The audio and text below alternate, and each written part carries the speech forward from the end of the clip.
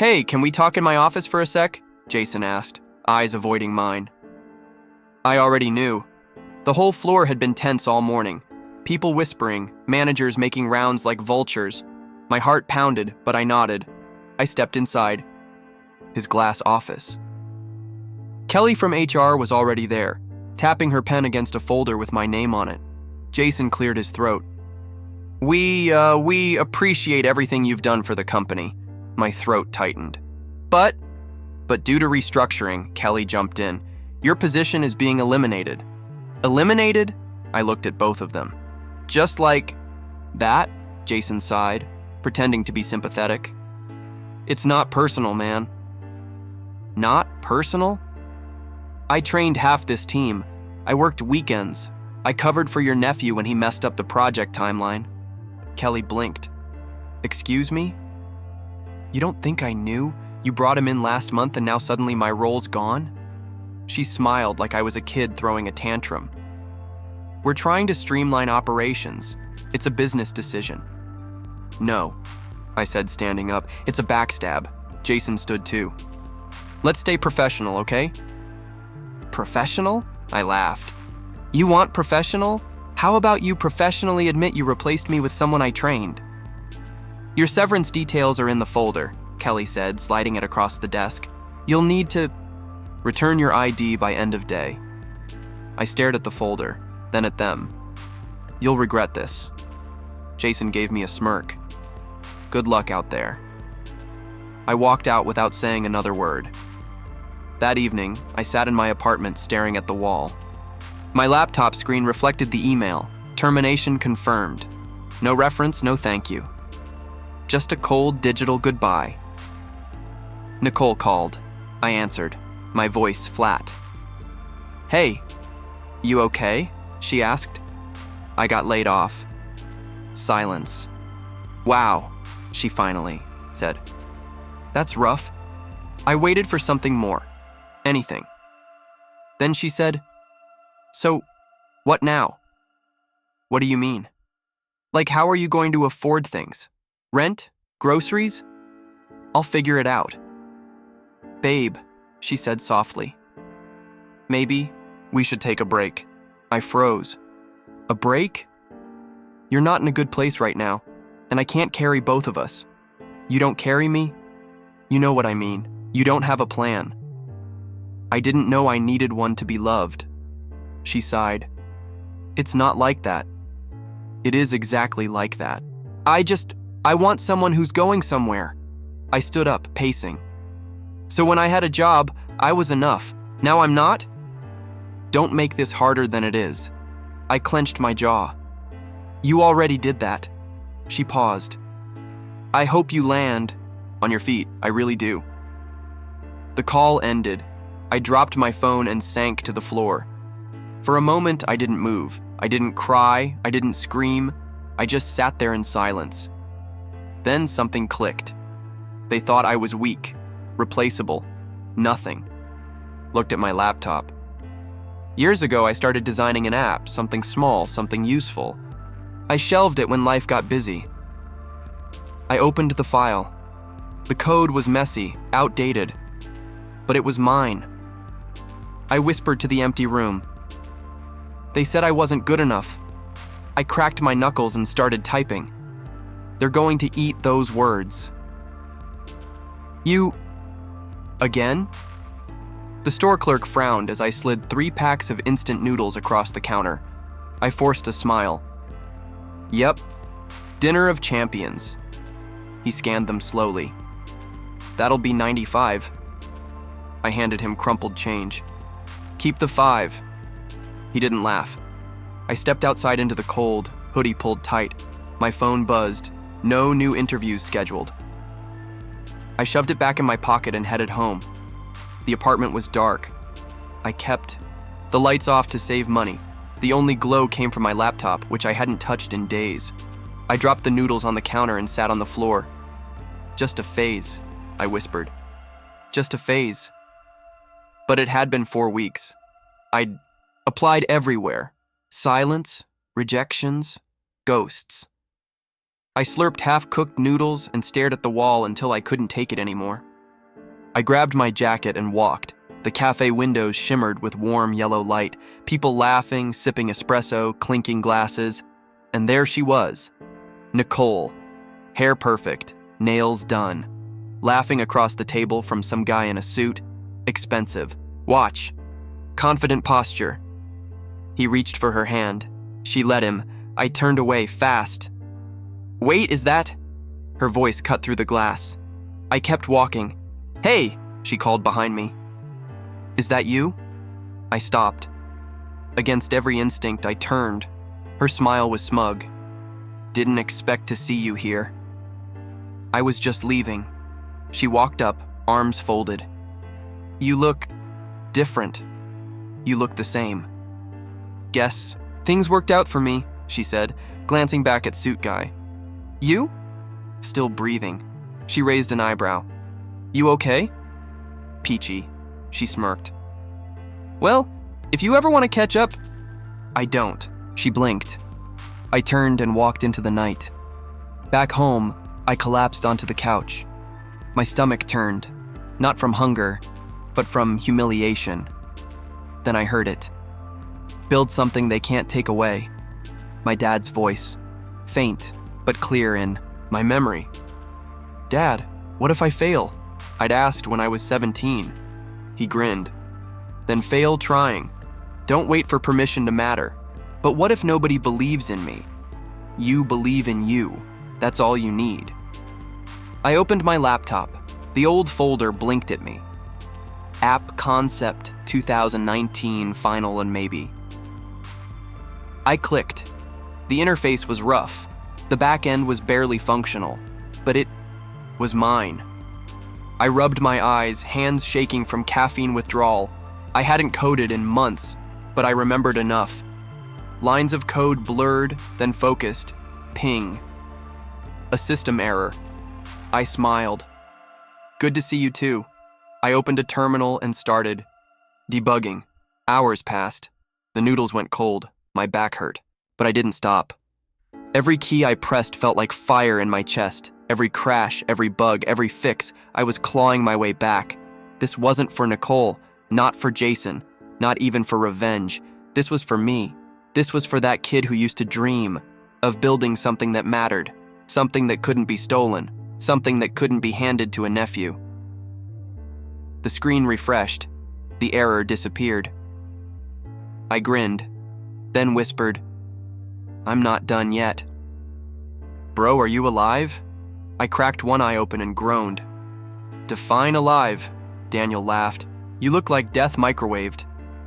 I slept 3 hours. That counts, right? Not if it was on bubble wrap. He stepped over cables and wires, then kicked aside a pizza box. This your office now?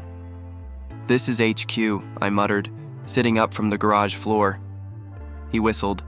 High ceilings, excellent oil stains. I rubbed my eyes.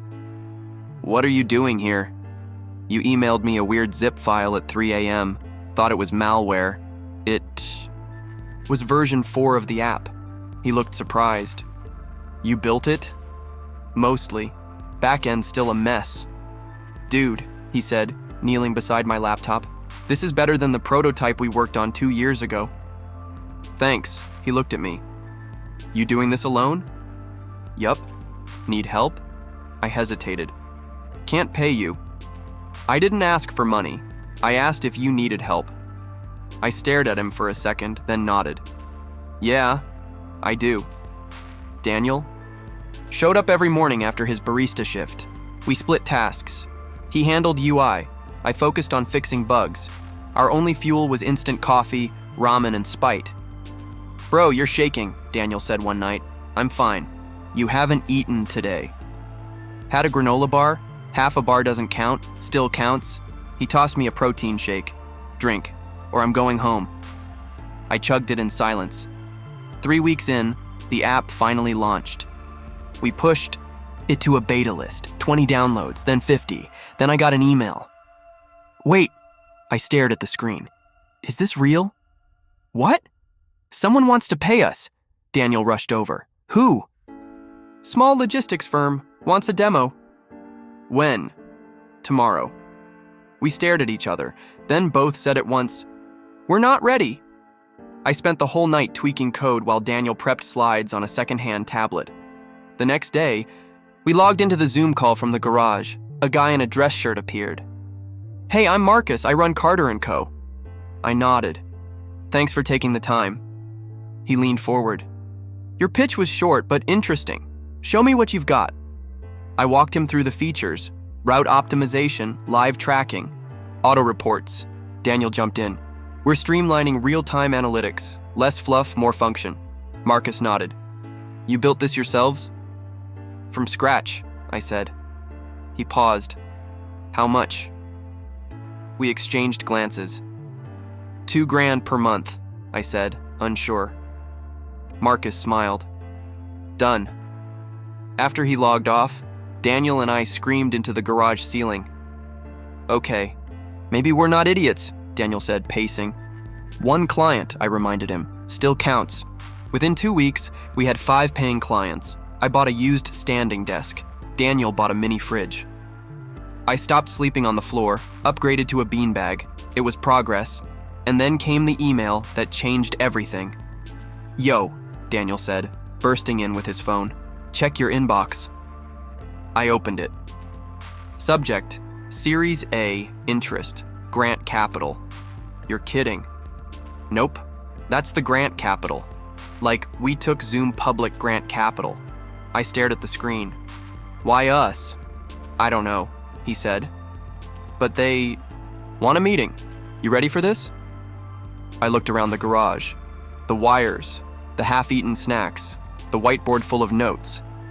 "I think I am." He grinned. "Garage CEO, baby." I stood in front of the mirror that night, adjusting a borrowed blazer. I didn't recognize the guy looking back. Tired eyes, hollow cheeks. But something was different. He wasn't begging anymore. He was building, and for the first time in a long time, he looked like he believed in himself. "You nervous?" Daniel asked, straightening his tie in the elevator mirror. I checked my reflection. "Not really," he smirked. "Liar, your eyes twitching." "Stress twitch. It means I care." The elevator dinged. Floor 42. Our floor, now. I stepped out, first. Our assistant, Maya, greeted us. "Conference room B, they're already inside." "Who's they again?" Daniel whispered. I smiled. "You'll see." The glass doors slid open. 2 people stood at the far end of the table. Jason, Kelly, both older, paler, more tired. They didn't look up at first, too busy setting up their little pitch deck. I sat down at the head of the table. Kelly glanced over. Froze. Jason blinked. "Wait, no way!" I leaned back in my chair. "Surprise?" Kelly's jaw dropped. You're the CEO?" "Since 4 months ago." Jason looked around, confused. "This is your company?" "No. It's the company that just acquired." "Yours?" Silence. Daniel coughed. "Water, anyone?"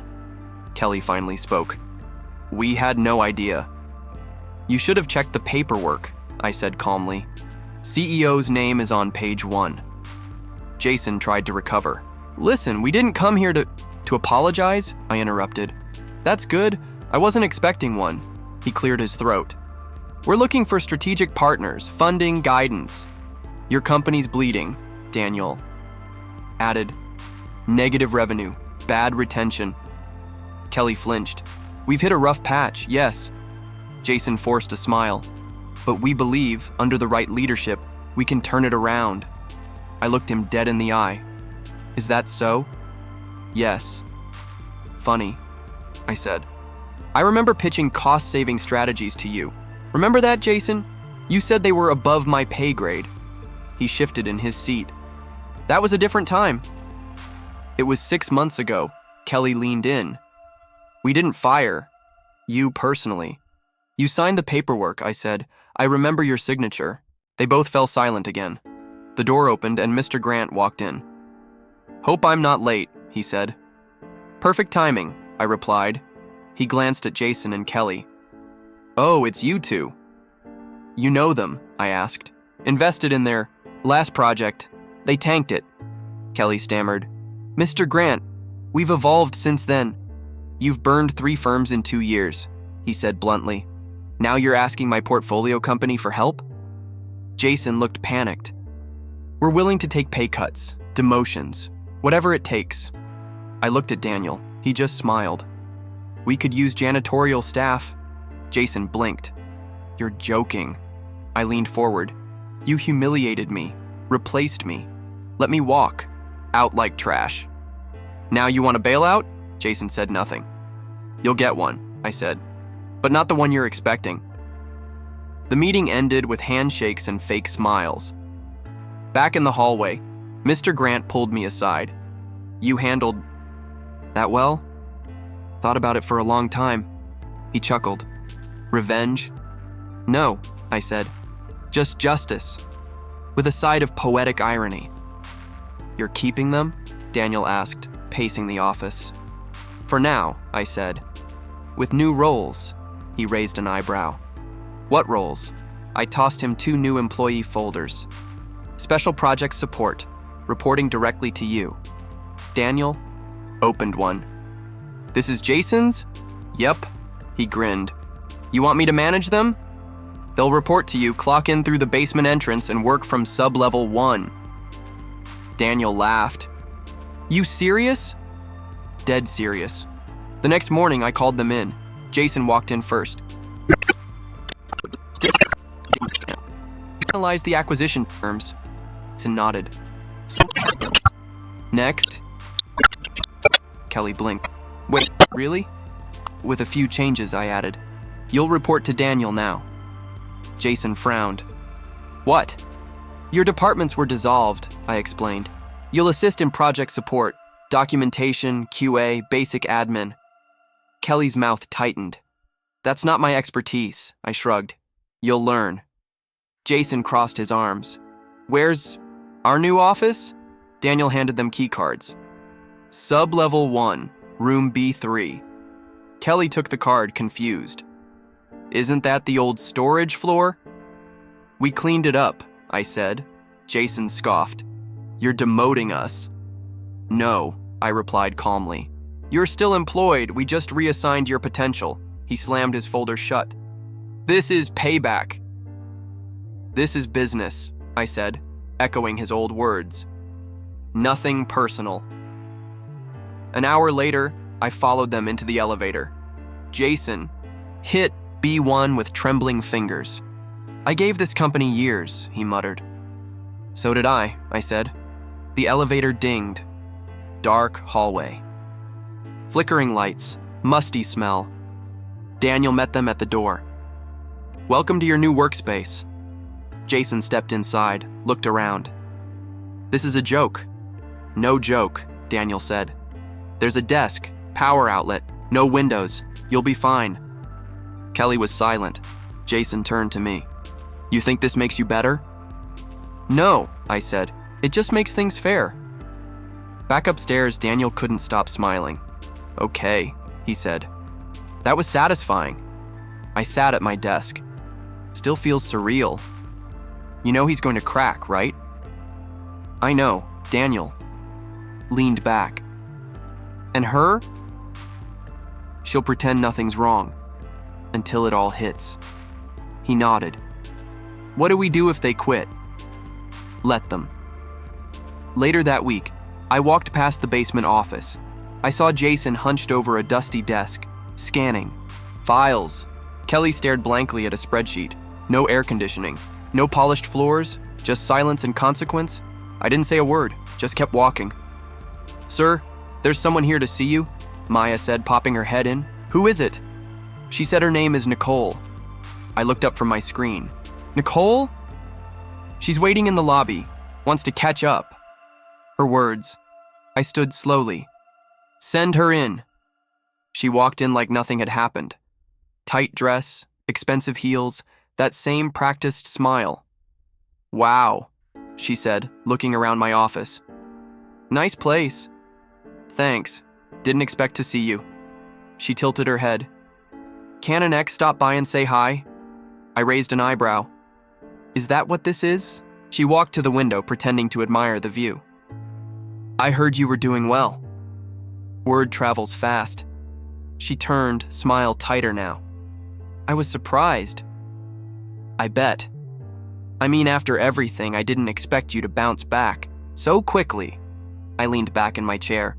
You expected me to stay broke? She laughed nervously. No, of course not. I just, I didn't think tech was your thing. It always was. You just never asked. She walked closer. Maybe I made a mistake. I looked her in the eye. Maybe? She reached for my desk, fingers brushing the edge. I've missed you. I paused. Missed me or missed the lifestyle? She blinked. That's not fair. I stood. Let's catch up properly. You hungry? She smiled. Starving. I took her to a diner, nothing fancy. Greasy menus, chipped mugs, booth seats.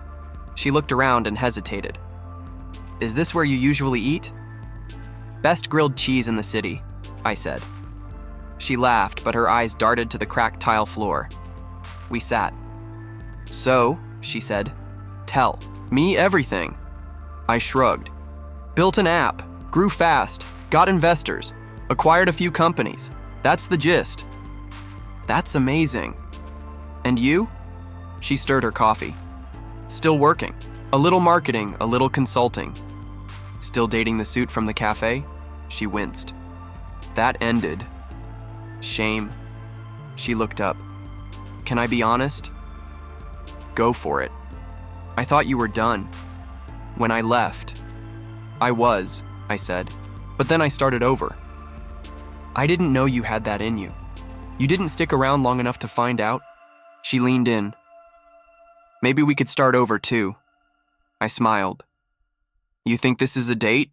She blushed. Isn't it? No, I said. It's closure. The silence stretched. You're serious? She asked. Very. She folded her arms. So you're just done?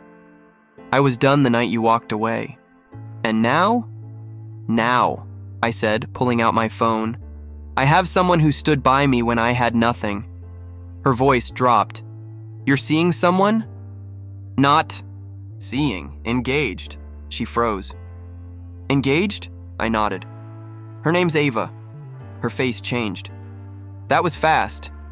She believed in me when I had ramen packets and a broken laptop. And I didn't? You left. Nicole looked down at her plate. I made a mistake. You did. I thought you weren't going anywhere. I wasn't, I said. Until you gave me a reason to. She shook her head. So that's it? That's it. She pushed her plate away. I thought we had something. So did I. But love that disappears the moment life gets hard? That's not love. She looked at me with glassy eyes. Is she better than me? I stood up. She's real. Outside, she walked beside me in silence. At the curb, she turned. If you ever change your mind, I smiled. I won't. Then I walked away, without looking back. Do you have a minute? Jason stood outside my office, eyes red, tie crooked. I looked up from my laptop. Sure. He stepped in, closed the door behind him, then stood awkwardly. Look, I just wanted to say I'm sorry. I leaned back. For what exactly? For how things went down, he said. Back then, at the old firm. You mean when you fired me for being too poor to fit the image? He swallowed. I didn't mean it like that. You meant it exactly like that. He looked down. I've been thinking about it every day. I said nothing. I was wrong, completely. And I hate where I am now. Basement's not so cozy? He laughed weakly. It's a prison. Raised an eyebrow. And you came here for? A second chance. I looked him in the eyes. You want me to forget it? No, just I want to fix it. Then do your job. Later that day, Daniel walked into my office, tossing a folder onto my desk. "You won't believe this." I opened it. "Kelly offered you money? 5 grand. Cash. To do what?" "Move her to another department. Something with sunlight," she said. I chuckled. "Did you take it?" He grinned. "I'm loyal, remember?" "She's cracking, huh?" "Hard." That evening, I checked my phone. 12 messages. Nicole. "Thinking of you." Nicole. "Still remember?" "Your laugh." Nicole. "Saw your picture online. You look amazing." Nicole. "Still us, right?" Nicole. "Please answer." Nicole. "I was stupid." Nicole. "I love you." And 1 bouquet of white roses sitting at my lobby desk. Maya knocked. "Do I toss them?" "Yeah," I said, "and block the number." At night, I sat in my condo, lights dim, laptop closed, silence thick. Ava texted me. Ava. "Long day?" Me. "The usual. Ghost trying to crawl back in." Ava. "Want me to bring coffee?" Me. "Nah, just hearing from you helps." I stared at the ceiling. No yelling, no revenge speech, no confrontation, just stillness. I remembered crying on the garage floor, eating stale noodles, begging life to give me one more shot. None of them were there. Now, they were everywhere. At my door, in my inbox, in my shadow. But I didn't have to scream. My life was loud enough. "You ready for this?" Daniel whispered, straightening his tie. "I've been ready," I said, looking out at the crowd. Employees filled the main hall, some in suits, others in startup tees, all waiting. Music played softly over the speakers. The podium was mine. Now, Ava squeezed my hand. "Proud of you," I smiled. "I wouldn't be here without you." She kissed my cheek. "Go get 'em, boss." The room hushed as I stepped up to the mic. "Good evening," I began. "Thank you all for being here. This company started with a cracked laptop, a garage, and a little bit of spite." Laughter rippled through the room. But today isn't about the past. It's about the people who helped shape the future. I scanned the crowd. Jason and Kelly sat in the front row, clapping slowly. I could see the tightness in their jaws. And at the back, Nicole. Eyes red, arms crossed. Trying to hide behind a pillar, I looked away. "I want to thank a few people," I continued. "First, my late father. He once told me, 'Build something they can't take away.' I think we did that." Soft murmurs followed. "To Ava," I said, locking eyes with her. "You saw something in me when no one else did. You fed me when I couldn't feed myself. You reminded me I was worth fighting for." She wiped a tear. "And finally," I said, turning to my right, "Daniel." He looked up, surprised. Daniel believed when everyone else walked out. He stayed up with me on caffeine and hope. And today, he's not just my co-founder. I paused, letting the silence stretch. He's the new chief operating officer. The room exploded in applause. Daniel shook his head, stunned. "Are you serious?" I nodded. "You earned it." After the ceremony, he pulled me into a hug. "I thought you were messing with me. Would have been a mean prank." He laughed. "I don't even know what to say." "Say yes to the new office. Dibs on the window seat." As the crowd dispersed, Nicole approached. "Can we talk?" she asked softly. I looked at her. "Now's not the time." She stepped closer. "Please." "Nicole," I said, "you walked away when I was no one." She looked down. "I know. You don't get to walk back now that I'm someone." "I didn't come for anything," she whispered. "I just needed to see it for myself." "What?" "That I was wrong." I nodded. "You were." She wiped her eyes. "I'm happy for you. I believe you." Then I walked away, this time for good. "You're quiet today," Daniel said, stepping into my new office. I kept my gaze on the skyline. "Just thinking." "About?" I smiled. "Everything. Nothing. It's strange." He leaned against the doorframe. "The quiet after the storm?" "Something like that." Jason left his badge at the front desk. Did he say anything? Daniel shook his head. Just walked out. No eye contact. No goodbye. I nodded. Expected? And Kelly? She's moving to payroll, he said. Didn't fight it. Barely even spoke. Huh. You're not, I don't know, celebrating? I turned from the window. What's there to celebrate? Daniel shrugged. You won. No, I said. I moved on. After he left, I stood alone, staring at my reflection in the glass. Same eyes, same face, but I wasn't the same man. I thought back to that night on the garage floor, hungry, hopeless, alone. And now? Now the world was quiet, and I was finally listening to myself. Later that evening, I drove out of the city. Gravel crunched under my tires as I pulled into the small cemetery. The sun was setting, casting long shadows over the stones. I walked, slowly, familiar path, familiar pain. His name was carved in clean, quiet stone. Edward James. Keep going. I stood there a long time before I spoke. Hey, Dad. The wind rustled the leaves. I made it. I took a shaky breath. They fired. Me. Nicole left. Everyone I thought would stay didn't. I paused. But you were right. I kept going. I sat on the bench beside the grave, hands folded. Some nights I wanted to quit. I'd stare at that stupid blinking cursor on my laptop and wonder if any of it mattered.